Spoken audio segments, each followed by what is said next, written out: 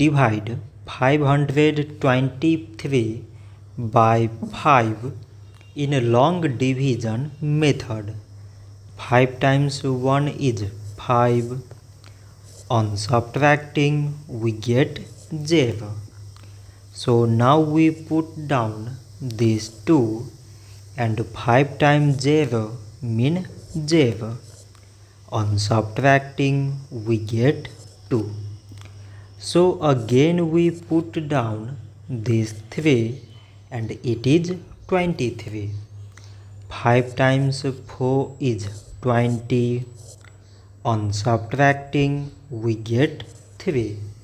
So again we have no any other number to put it down. So we take here decimal, so that we put 0.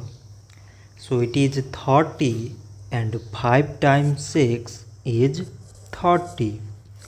On subtracting, we get 0. So 523 divided by 5 is 104.6. So this much for today and thanks for watching.